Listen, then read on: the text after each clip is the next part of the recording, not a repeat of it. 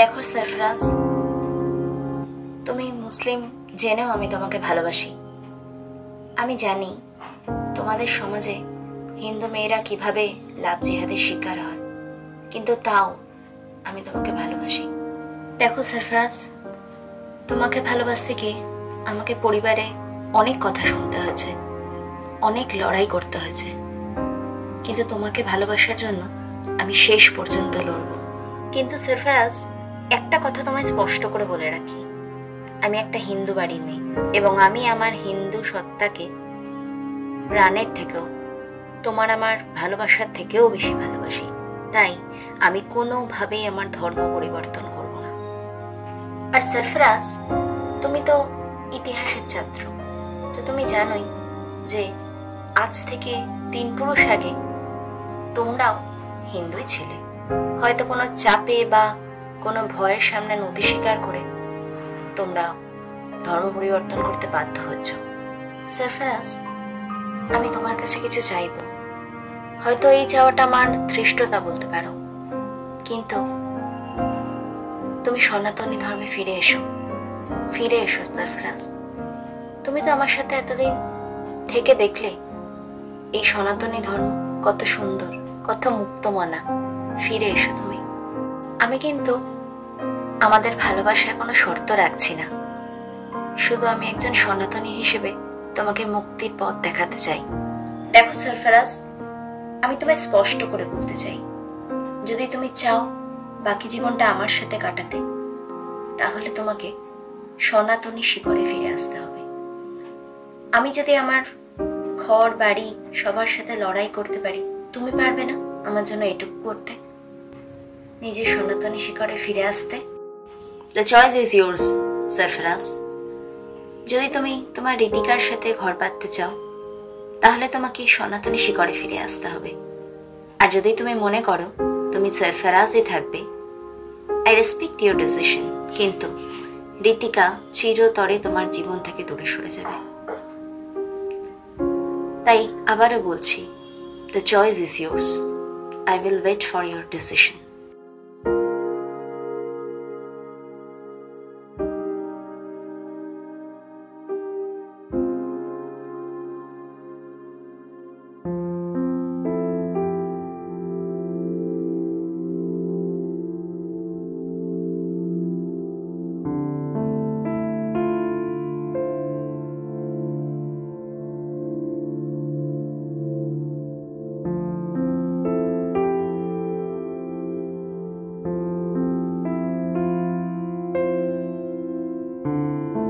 কি সুন্দর, কি সুন্দর এই মায়ের মূর্তি।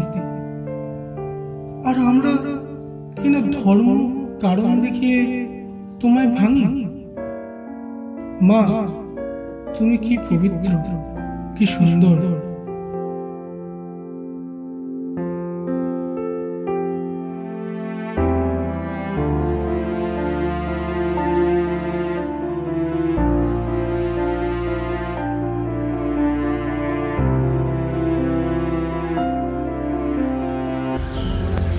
সরফরাজ, কি খবর? আরে সুমন দা, অনেকদিন পর দেখা, তো আনমাইন্ডফুল লাগছে কেন তোকে? কিছু না গো সুমন দা, আজ একটা ডিসিশন এলাম। ডিসিশন? কি ডিসিশন? পরে বলবো সুমন দা, এখন আসে। কোথায় যাচ্ছিস এদিকে? 12 মন্দির ঘাটে। তুই মন্দিরে? সুমন দা, জীবনটা সত্যি সারপ্রাইজে ভর্তি। এখন চলি।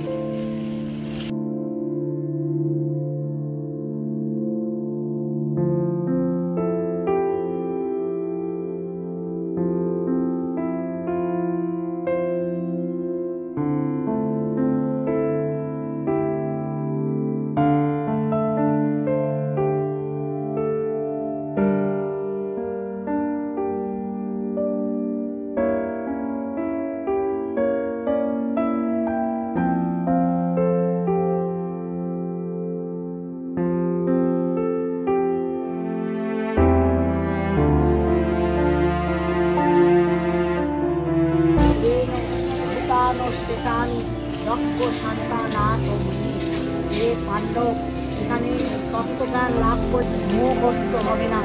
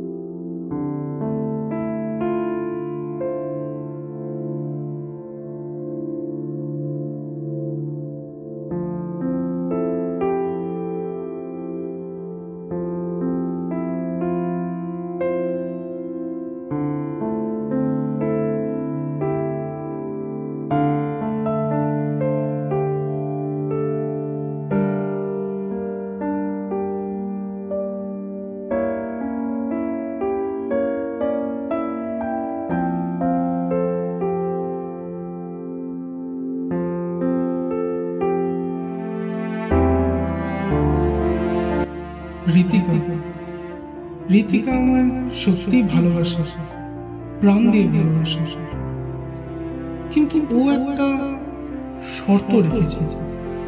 ভালোবাসায় কি কোনো শর্ত থাকে? ঋতিকা আমার জন্য সবকিছু ছেড়ে দিতে পারে, আর আমি কিনা তার জন্য সনাতনী রূপে ফিরতে পারি না। আমি কি সত্যি সারফারাজ থেকে সঞ্জয় হতে পারি না? ঋতিকার জন্য কি আমি এইটুকু করতে পারি না? আজ আমাকে একটা সিদ্ধান্ত নিতেই হবে। আজ ভালোবাসা থাকবে নাকি ভালোবাসা চলে যাবে, এই সিদ্ধান্তটা আজকে নিতেই হবে। মা, মাগো, আজ আমি কি করি? আমি কি সনাতনী সঞ্জয় হয়ে যাব, না সারফারাজ থেকে ঋতিকার? না না না না, কিছুতেই না। আজ আমি ঠিক করেছি, ফিরে চলার পালা। আমার সনাতনী ধর্মে ফিরে চলার পালা, আমার ঋতিকার কাছে ফিরে চলার পালা।